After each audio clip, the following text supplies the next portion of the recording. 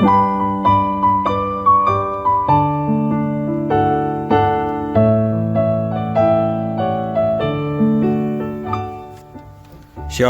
salam sejahtera bagi Bapak Ibu Saudara-saudara, anak-anak yang dikasihi oleh Tuhan Yesus Kristus. Berjumpa kembali bersama saya Pendeta Eka di dalam renungan firman Tuhan pada hari ini, hari Kamis 17 Agustus 2023, hari kemerdekaan, hari ulang tahun kemerdekaan Republik Indonesia yang ke-78. Puji nama Tuhan. Pembacaan firman Tuhan hari ini sampai pada pembacaan Injil Lukas pasal yang ke-7. Kiranya firman Tuhan memberkati kita sekalian. Puji Tuhan. Baik, sebelum kita akan merenungkan bagian firman Tuhan hari ini, mari kita akan berdoa bersama.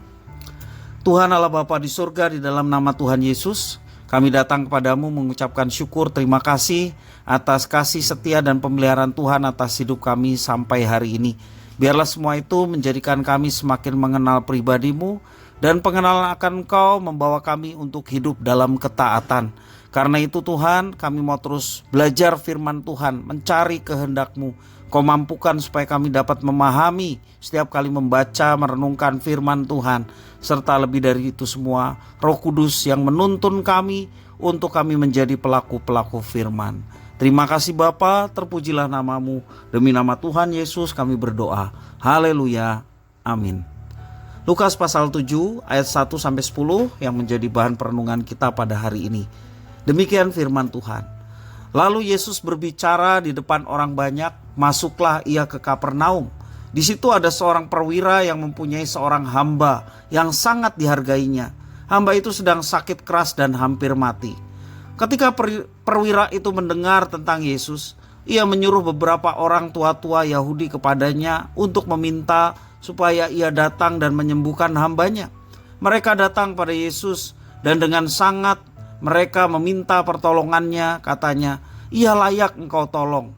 Sebab ia mengasihi bangsa kita dan dialah yang menanggung pembangunan rumah ibadat kami. Lalu Yesus pergi bersama-sama dengan mereka. Ketika ia tidak jauh lagi dari rumah perwira itu menyuruh sahabat-sahabatnya untuk mengatakan kepadanya, Tuhan, janganlah bersusah-susah, sebab aku tidak layak menerima Tuhan di dalam rumahku. Sebab itu aku juga menganggap diriku tidak layak untuk datang kepadamu. Tetapi katakanlah saja sepatah kata, maka hambaku itu akan sembuh. Sebab aku sendiri seorang bawahan, dan di bawahku ada pula prajurit. Jika aku berkata kepada salah seorang prajurit itu pergi, maka ia pergi. Dan kepada seorang lagi datang, maka ia datang. Ataupun kepada hambaku, kerjakanlah ini, maka ia mengerjakannya. Setelah Yesus mendengar perkataan itu, ia heran akan dia. Dan sambil berpaling kepada orang banyak yang mengikuti dia, ia berkata, aku berkata kepadamu, iman sebesar ini tidak pernah aku jumpai sekalipun di antara orang Israel. Dan setelah orang-orang yang disuruh itu kembali ke rumah, didapatinyalah hamba itu telah sehat kembali. Puji Tuhan. Demikian firman Tuhan. Bapak Ibu saudara-saudara yang dikasihi oleh Tuhan, semangat penjajahan bangsa Eropa bisa jadi mewariskan arogansi dalam kekristenan. Misalnya, banyak orang Kristen mengaku sudah diselamatkan sehingga merasa lebih baik daripada orang lain. Semangat ini kian kental saat mereka membandingkan diri dengan orang lain yang belum percaya. Dan fenomena ini membuat kita bertanya-tanya, apakah sikap seperti ini dibenarkan? Dalam firman Tuhan hari ini kita membaca kisah seorang perwira Romawi yang takut akan Allah dan sangat mengasihi orang Yahudi. Setidaknya ini membuktikan ketika ia mau menanggung biaya pembangunan rumah ibadat. Itu kesaksian dari orang yang mengatakan kepada Yesus dalam ayat 4 sampai yang ke-6. Dan perwira ini juga sangat mengasihi hambanya yang pada waktu itu sedang sakit keras. Melalui tua-tua Yahudi ia meminta agar Yesus datang dan menyembuhkan. Kejadian aneh pun muncul. Ketika Yesus sudah mendekat, perwira itu malah meminta sahabatnya menghalanginya. Sekilas perlakuan ini sungguh tidak sopan. Namun alasan dari tindakan ini sangat mengharukan. Ia melakukan itu karena merasa tidak layak menerima dan menjamu Yesus di rumahnya. Mungkin perwira ini juga merasa sangat berdosa sehingga tidak pantas menerima tamu semulia Yesus. Yesus mengagumi iman perwira itu. Padahal dia bukan orang Yahudi, tetapi justru Yesus memuji. Dikatakan iman sebesar ini tidak pernah aku jumpai bahkan di antara orang Israel. Itulah pujian Yesus atas perwira yang sungguh beriman. Setelah orang-orang itu kembali ke rumah, mujizat pun terjadi. Mereka mendapati hamba yang sakit itu telah menjadi sembuh dan sehat. Bapak, Ibu, saudara-saudara yang dikasihi oleh Tuhan, kisah ini mengajarkan kita tentang cara bersikap terhadap sesama. Walau status sosial perwira itu hebat, perwira itu adalah orang yang disegani, namun ia tidak menjadi angkuh karena apa yang menjadi jabatannya. Pertama, ia tetap mengasihi hambanya. Itu bukti bahwa dia tidak angkuh. Dia mengasihi hambanya yang sakit. Dan kasihnya tidak dibangun didasarkan status sosial dan ekonomi. Walaupun berjabatan perwira, ia tetap sadar diri di hadapan Tuhan Yesus.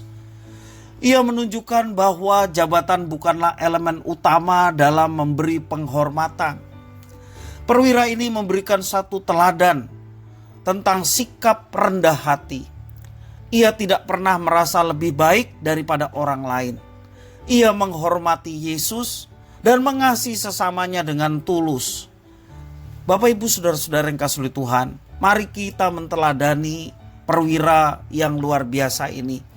Dengan segala apa yang dia berikan kepada kita, yakni contoh tidak membeda-bedakan orang, tidak menilai orang semau kita sendiri, tetapi kita mau baik kepada setiap orang. Itu yang dilakukan oleh seorang perwira yang baik hati. Dia tidak melihat pangkatnya, kemudian dia menganggap rendah orang lain, tetapi dia mengasihi orang lain dan tidak melihat statusnya sebagai seorang perwira menjadi status yang membuat dia sombong dan tinggi hati. Sungguh luar biasa. Demikian juga dia menyadari bahwa dia adalah orang berdosa yang dan membutuhkan juru selamat.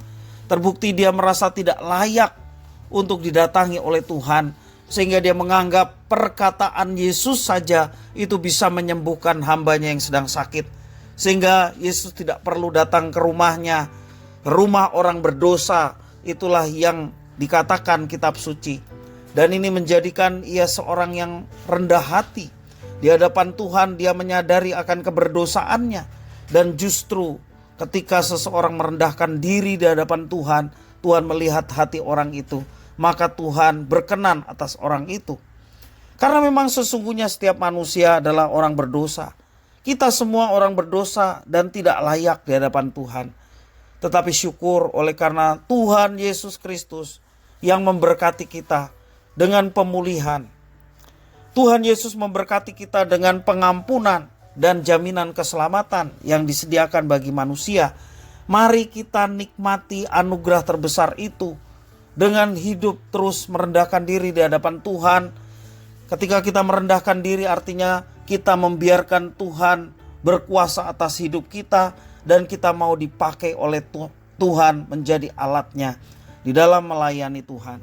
Dan marilah kita juga perlakukan sesama kita sebagai orang-orang yang juga memerlukan kasih Tuhan.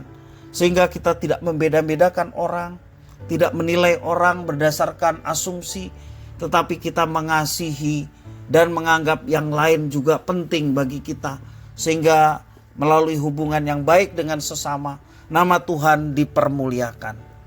Kiranya firman Tuhan ini memberkati kita sekalian. Mari kita berdoa.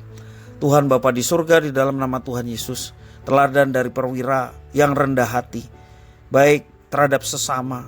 Dia mengasihi sesama dengan tulus. Demikian juga di hadapan Tuhan sebagai orang berdosa yang membutuhkan jamahan dan keselamatan dari Tuhan.